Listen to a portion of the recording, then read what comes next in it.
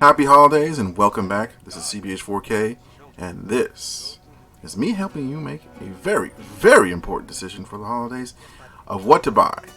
Either Cyberpunk 2077 or Starfield. This video is for people who are last minute shoppers and don't know what to buy, or who got a gift card over Christmas and not sure where to put the money on. Because, let's be honest, even though I would recommend both of these games, both of them cost quite a tidy sum of money and requires a large amount of time and effort. So I will make it easy for you and help you pick one that will brighten your life up during the holidays. And if you have your own opinion, don't be shy. Go ahead and post them in the comments. So how am I going to tally the winner? Well, I'm going to go down a list of categories, and then I'm going to pick a winner in each category. And at the end, I'm going to select a winner, not based off of the points accumulated by who won which category, but more off of my overall feel and overall like of a game. But hopefully, going through the categories will explain why I liked the winner. Now, in this video, I also exclude DLC and mods, simply because if I don't like the base game, then I don't go for mods or DLC. That's me personally. I don't know about the rest of you. Some people only really get DLC if the main game is good. I know, me personally, I only touch DLC if I like the main game a lot. Now, if you want me to compare the winner of this match in another video with Baldur's Gate 3, then share this video so this video can get over 5,000 views and 100 likes. Then I might do a video like that in the near future. Now, without further ado, let's begin by introducing the two challengers. Cyberpunk 2077 is based off of a tabletop game created by Mike Pondsmith. The game is set in a dystopian cyberpunk future where people are essentially cyborgs. Literally everyone's a cyborg. Well, almost everyone. If you have ever seen Ghost in the Shell, then it's sort of similar to that in its setting. You take the role of V, a mercenary in Night City who gets swept up in a heist gone wrong. And let's just say it takes some very, very interesting turns that I don't want to spoil in this video. Starfield is also set in the future, but in a future where mankind has spread to the stars and has colonized multiple planets. You play a miner on a backworld world who makes a surprising discovery and is found out by a very special group called Constellation, who take immediate interest in you. And from there, you begin a life of adventure. Now, both these games are set in the future. Both these games are done by very prominent in the open world RPG sphere, with Bethesda doing the Elder Scrolls series and Fallout 3 and Fallout 4. Very prominent, very famous games. With CD Projekt Red, who did the entire Witcher series, 1, 2, and 3. Witcher 3, which was huge. Lots of people have played it. Lots of people have heard about it. So both these companies have a lot of experience, have a lot of prestige. So this will not be an easy choice to make. Now, with both the challengers introduced, let's begin.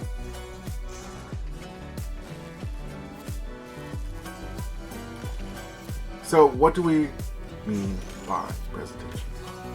It means voice acting, sound design, which is effects and music, graphics design, character models, and basically just looks and sound. Presentation is an important category in my opinion.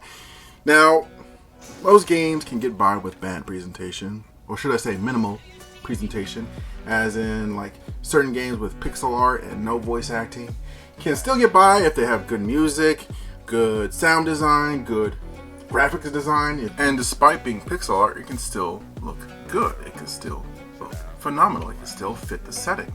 Just because it's pixel art doesn't disqualify it from having good presentation.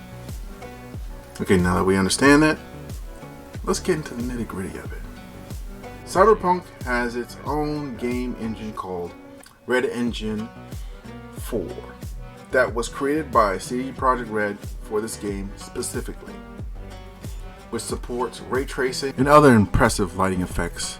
Starfield uses a different engine created by Bethesda. It's called Creation Engine 2, which is the latest iteration of the original Creation Engine, which was used for games like Skyrim and Fallout 4. Starfield is the first to use this new iteration, and the next will be Elder Scrolls 6. That's its working title. It doesn't have an official one just yet. The engine features things like advanced volumetric lighting and real-time global illumination. Starfield and Cyberpunk have both great lighting, great storm effects, but Starfield sometimes has But let's talk about character models. Sometimes Starfield has a Thunderbirds Argo look to them with their character models. They look a little bit off. They look like they have Lego hair. They look like their faces are kind of just, you can tell their faces were made with a graphics engine. While Cyberpunk's characters models look way better. They look years more advanced. They do still have that. They do still sometimes have that little slightly off uncanny valley to them, but still, despite that, it's still good. I still rank them pretty highly. They did a good job with the faces and the character models. And especially when you look down in Cyberpunk, you can see your body. Crowds look a bit better in Cyberpunk. You can see clones of people from time to time populate the streets, but there's still a high number of people on the streets. There's a variety when it comes to the cityscape. The cityscape looks like a city. It feels like a city. It feels like a very large city that we're walking around. It also feels like it's a small part of a much larger world whenever we're moving around the city. It's a good sandbox. I enjoyed the look of the sandbox. Full marks all around. When it comes to song and music, Cyberpunk has some great sound effects, great music. It's well done. Everything is well done. Everything feels clean and handcrafted. A little bit better than Starfield's. Starfield's is good too. But like I said, there is a little bit of a... But Starfield has much more variety with snow, cities, deserts, plains, and like green foresty areas. There's much more scenes for them to render, so that helps it out a little bit in my mind. It makes it much more expansive. I do like the voice acting in Starfield. None of them really fail in voice acting, in my opinion. I think ultimately, I'm going to have to give it to Cyberpunk in this category, as the character models are much better, and I prefer the music and the voice acting in Cyberpunk. Starfield has songs too, but the Starfield songs are much more quieter in terms of lyrics. But that being said, the music is pretty good in Starfield 2. I just feel like there's a little bit more to Cyberpunk when it comes to music. And the voice acting, it's got more variety of accent in Starfield, but there's also different languages in Cyberpunk. They are introduced to you pretty early on, and when you talk to a character, you feel like you're talking to a character from a different part of the world. You're not talking to everyone who sounds like they're from Southern California or something like that. You're talking to, like, you talk to someone from Japan, they sound like they're from Japan. If you talk to someone from China, they sound like they're from China. If you speak to someone who's from Latin America, then they'll sound like they're from Latin America. All these voices make it feel like an all-encompassing human experience, and quite frankly, that's hard to do. So once again, the point goes to Cyberpunk. Customization is basically what you're going to construct your player character into being, what gender they're going to be, what the color of the skin's going to be, what the color of the hair is going to be. But more on that, something like deeper, a little bit into the background, a little bit into the history of the character, and more or less the perks and skills that you start out with. So this is probably going to be one of the only categories where more is better, and so long as each one of them feels like each option matters. Like if you pick to be a farmer, are you going to be having farm dialogue pop up, or you're going to have various previous enemies in your past life come out and come at you. But customization is tricky, as I think that both do a good job of giving options to start with and, well, as you further develop. But that's more in progression. We'll talk more on progression later. But for now, let's focus on your starting options. Cyberpunk lets you customize your body at full detail, and later you can even get cyber implants to help you with your various body parts. And you have 3 backgrounds to choose from. With starting attributes, the perk system makes some interesting builds like a hacker or a cyborg ninja, but all of it starts from 3 very distinct backgrounds of corpo agent, street kid, and nomad. And that's pretty much all you start with. But those 3 have a lot of things that happen with them later. Things in the story and the dialogues that pop up with them are varied. So yeah, there is some good customization here. Starfield does the same, but I think they do a little more variety. Your character has traits that come up in dialogue. These traits can range from being wanted by enemies from the past, having a home, having parents, having various other things that go along with your trait. And also, you have a background. Now, the background is ultimately what your history was before the game started, before you joined this mining company.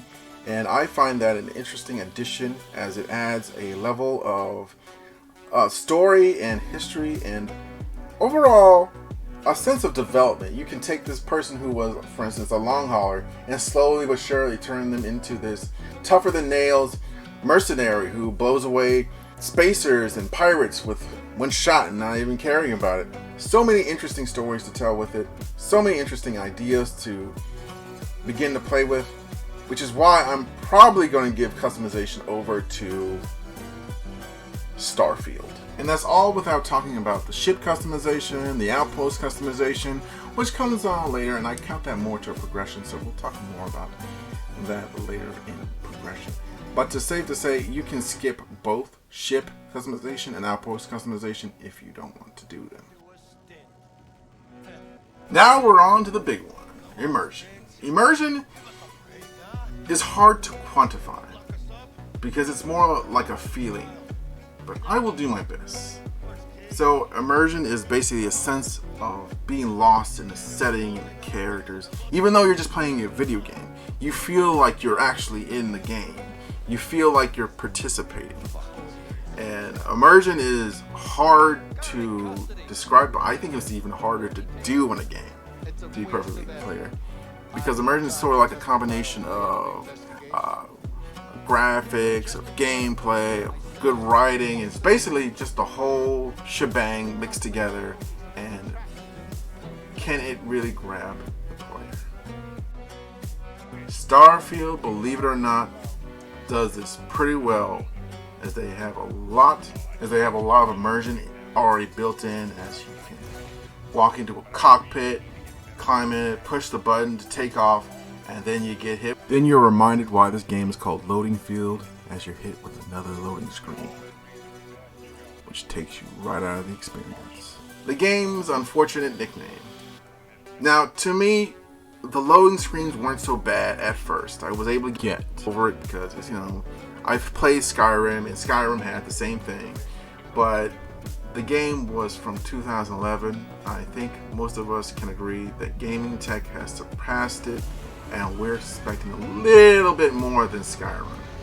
Like, the loading screens were a little obnoxious, but I honestly think a little bit of putting like an elevator sequence, like they did in Fallout or something like that, would cut down on people being upset with the loading screens. Now, all that being said, the game still does a great job of keeping me immersed in the world once I look past it. And even though that's true for me, I can understand other people not being sure and they can't get past it. I understand it. That's fair.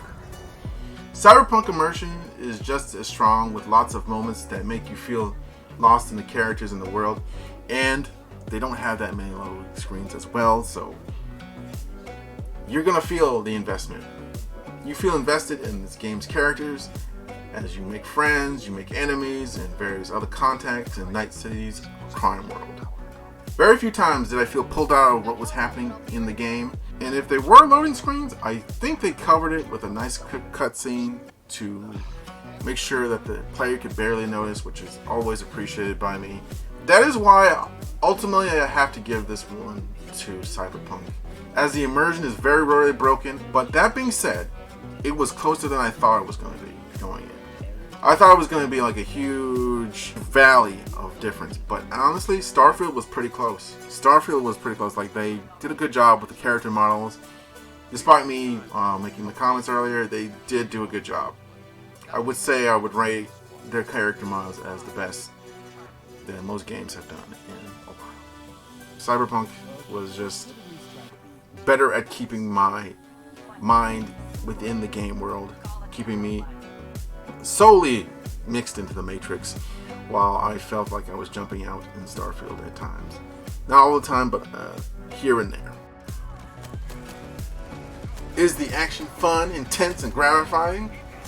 Do you tell stories around the water cooler about how your fights in the game went from like a simple straight up quick little battle with a couple of NPCs to all-out brawl that you barely survived? Is there varying ways to do damage? Is there weapon variety?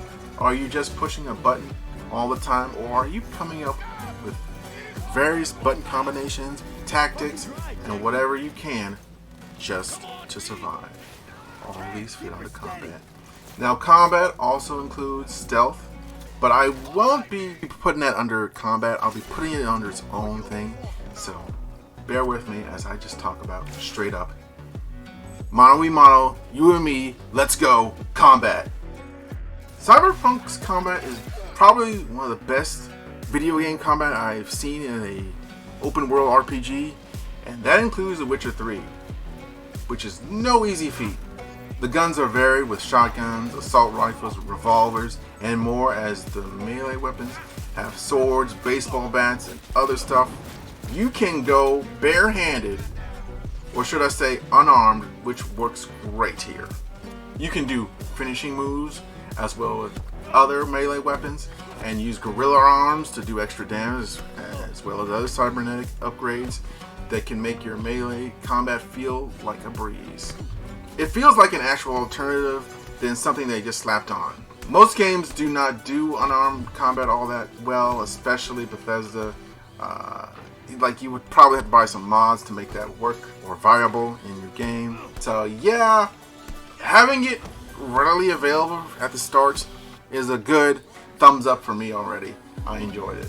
Speaking of unarmed builds in Starfield are kind of hard to get off the ground because you need a lot of perk investment before they become really viable. And I would like to point out to the videos at Fudge Muppet, they did a good job of summarizing why unarmed combat is terrible, why unarmed combat needs work done. So it basically takes a while to be useful, is the big issue with it. But hey, unarmed isn't the only thing that's going on. Let's talk about the ranged weapons. The ranged weapons sound pretty good. There's a lot of variety. There's laser weapons, there's ballistic weapons, there's mag weapons, and there's weapons they fire projectiles with use of magnets. It's all very sciencey, all very complex. I'm sure there's some of you typing away in the comments like, well, there's like, actually, the use of magnetic weapons are a tactical use of, and like giving me this very deep and scientific discussion in there. I'm so glad you're doing it because I have no idea. But don't worry about it. Let's focus on the ship combat now, because the ship combat is good. It's not great. I feel like there could have been a little bit more done with it. Ship combat is good. I would say borderline on great or excellent. It depends on how much you want to invest in it in your skill trees. And finally, the melee weapons, they're okay. I mean, I haven't really practiced with them or done anything with them in my own gameplay, but there's not that much variety or I wouldn't say it doesn't drive my interest to go looking for them. They're sort of like, oh, okay, guess it's nice. And it's not there's nothing really that like caught my interest. If you have a good melee build, you could go ahead and put that in the comments. Now, all that is great, but the question is, who wins this one? And I'm gonna have to give it to Cyberpunk. There's just so much going on in combat. The systems for combat are so well put together and balanced for the player's enjoyment.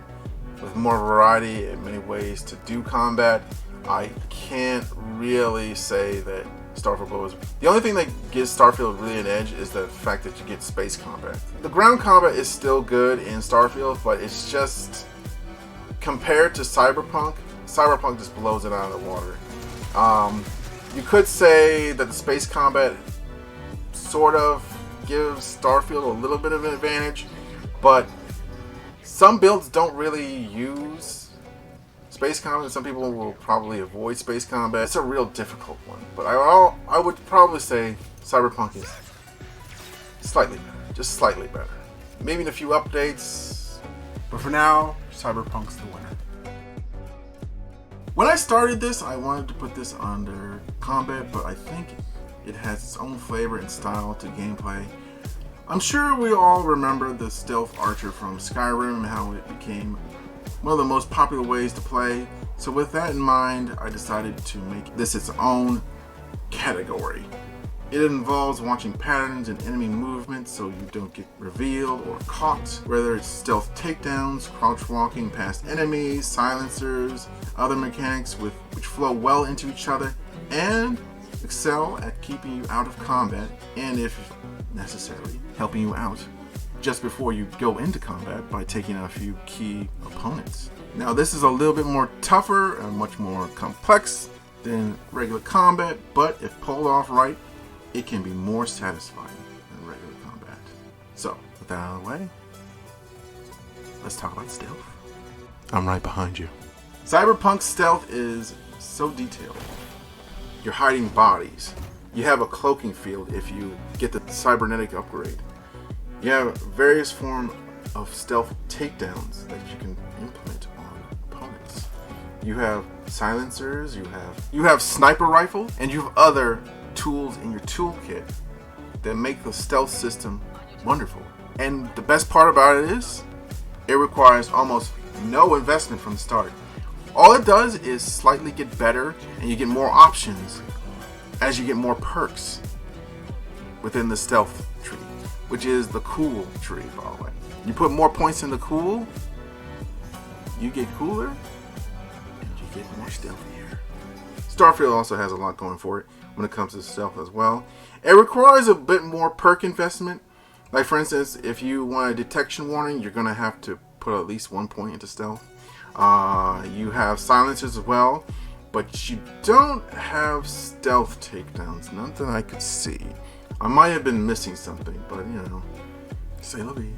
You can also evade enemies well in stealth, and you also have cloaking with various armors and various special abilities. Now, this is a close one, but Cyberpunk's stealth system is better. Even Cyberpunk's stealth system on release was better than Starfield's stealth system. Because there were certain things you could do with Cyberpunk's stealth system, like take out cameras. If there's a camera system in Cyberpunk, I don't think there is that much of a camera system. If I'm using stealth, I'm probably going to be using it as a stealth sniper in Starfield, not as a stealth melee person. Because a stealth melee person in Cyberpunk is pretty cool. You feel like a cyborg ninja. So all that going in, I'm going to have to give it to Cyberpunk 2077. Progression. Progression has to do with the upgrading of your character from their weapons to their armor, to their perks, to the skills, to their overall leveling, the development of their playstyle. Perk systems have a tendency to be bad perks. You know what I mean? Like a slight increase in damage or a slight increase in effectiveness of the perk. A slight increase in skill or ability given to you by a perk is okay, but To me, a good perk would be Terrifying Presence from Fallout New Vegas, where it basically adds a new dialogue option for you in certain dialogue trees. Fallout New Vegas is a poster boy for a good perk system, as each perk adds something to your character. Not every perk is perfect, but a number of perks really changes your abilities, gives you new things to do in combat and dialogue trees and stealth. Yeah, the perk system is solid in New Vegas.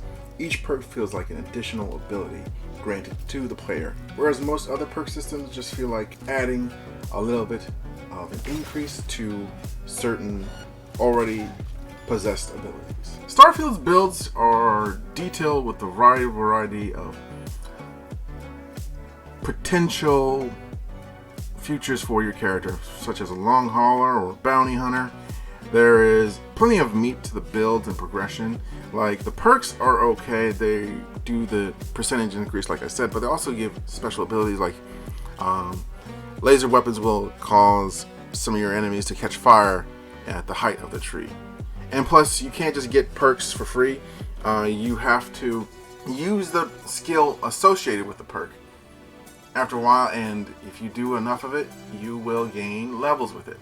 It's sort of like a weird mix of Skyrim's progression by doing and regular perk trees, and I think that works well.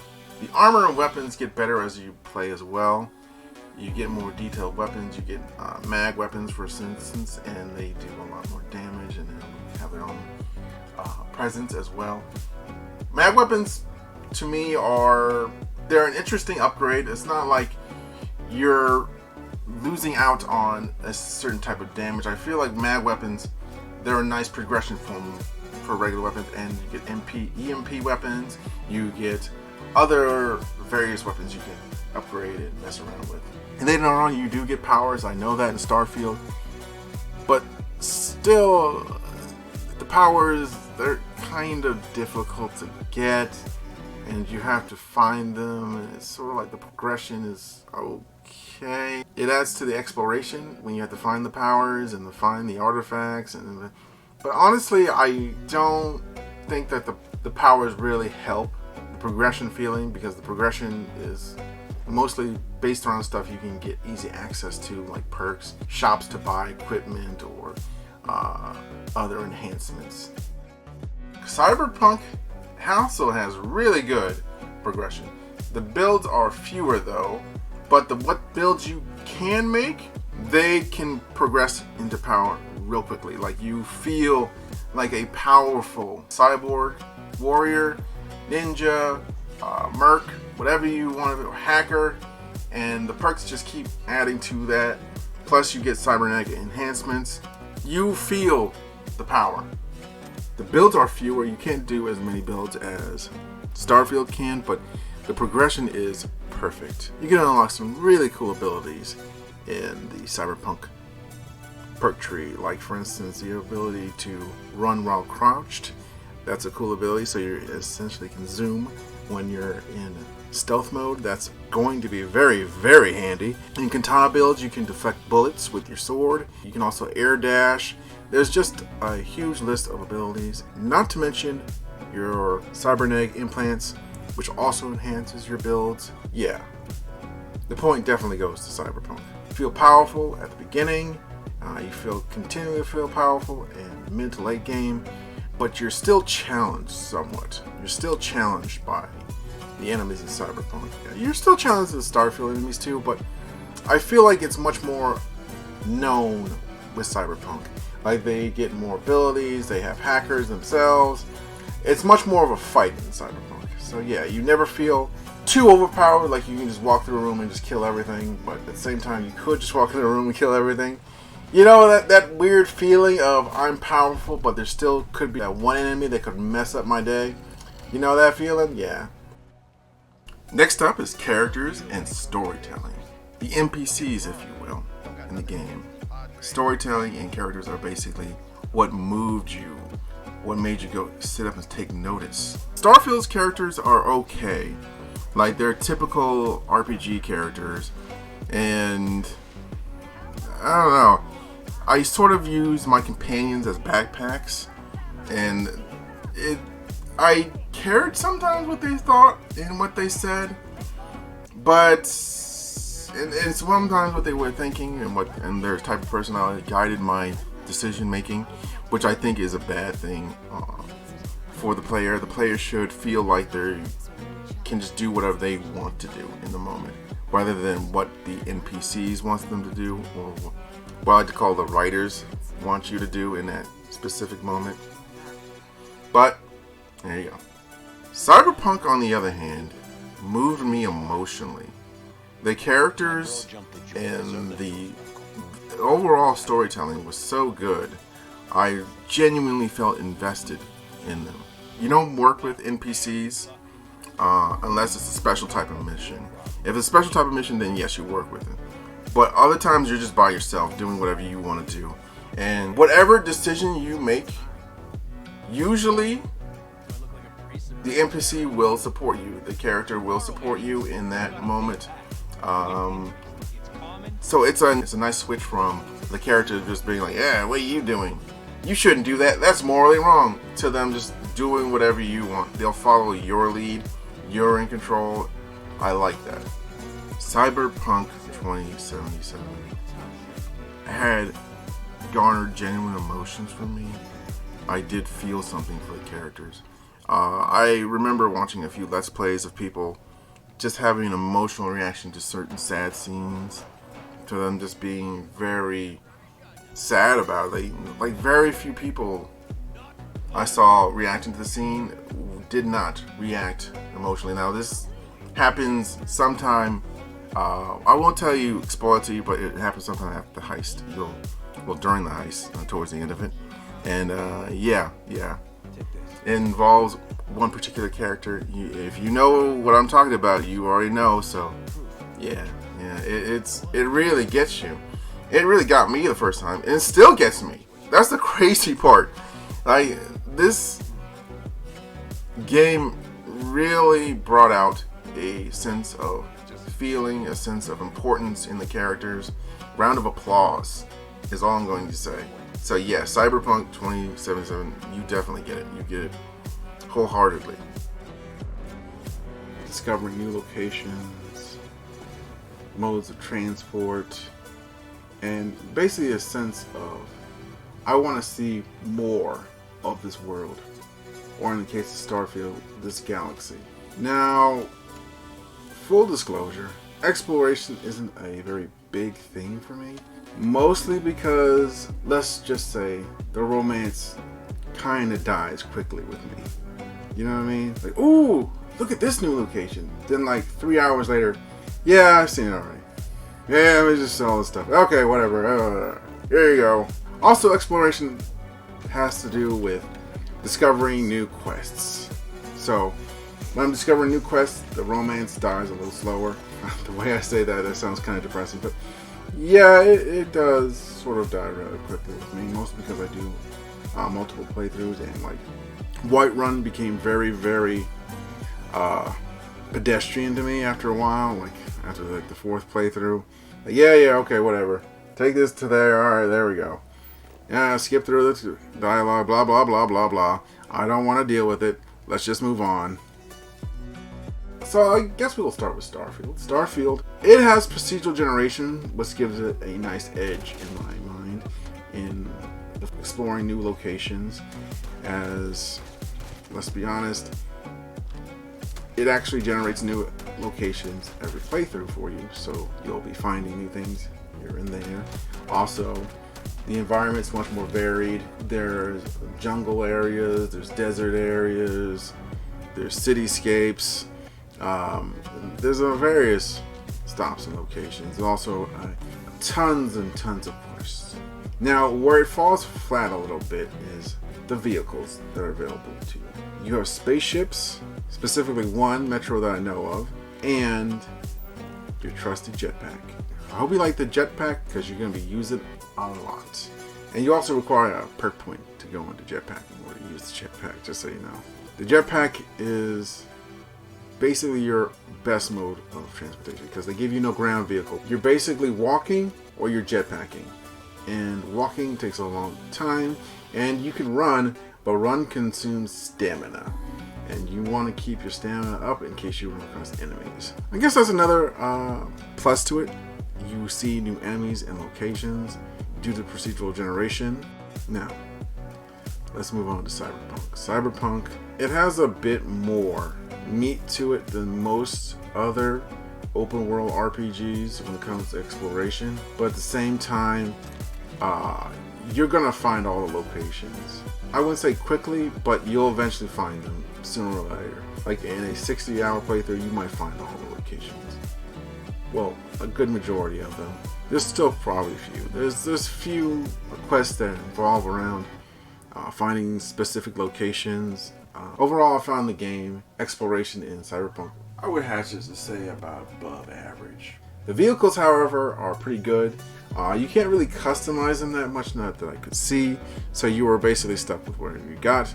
But what you got was a nice selection, so it sort of cancels itself out because you have a huge selection, so you don't really need to customize because you can just pick what you want and go with it.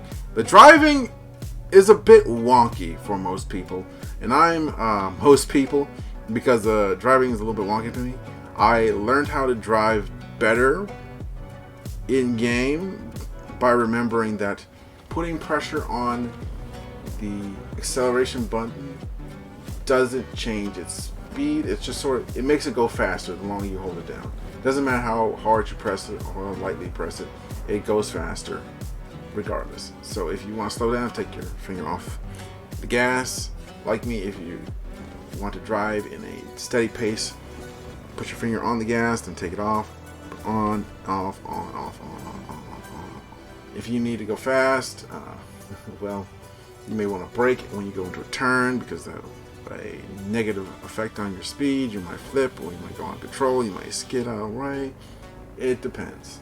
Overall, I think exploration is going to go to Starfield. Despite Starfield having a lesser mode of transport, overall it's better than Cyberpunk in when you discover new things, because Starfield has procedural generation. Starfield has a lot more varied environments. Starfield has a greater sense of exploration. Starfield has a sense of discovering new quests. In Cyberpunk, you can discover new quests, but they're not as many as Starfield. And there's not that much variety in environments. You pretty much have the cityscape, and you have the deserts, known as the Badlands. So it's really just a question of either or for Cyberpunk. So it's going to Starfield. Let's talk about enjoyment and replayability. It's basically what you're going to play over and over again, what you're going to have the most fun with in like 10 years in the future. What are they going to re-release over and over again? That's right, Bethesda. We all noticed that you've been releasing Skyrim over and over again on literally every single thing that can play any type of game over the years.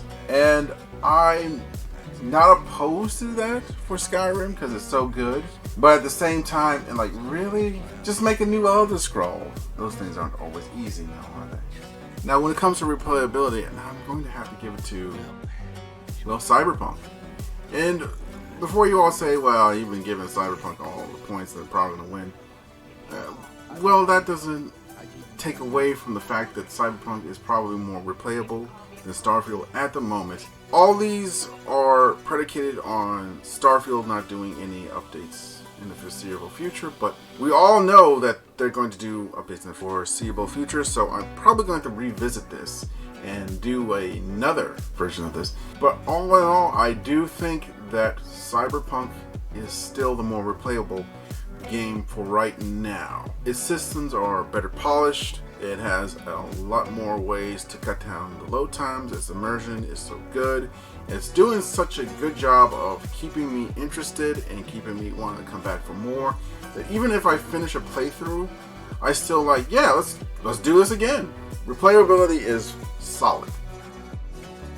Even though I'm giving the win to Cyberpunk, I still think Starfield is a good game. I still had a lot of fun with it.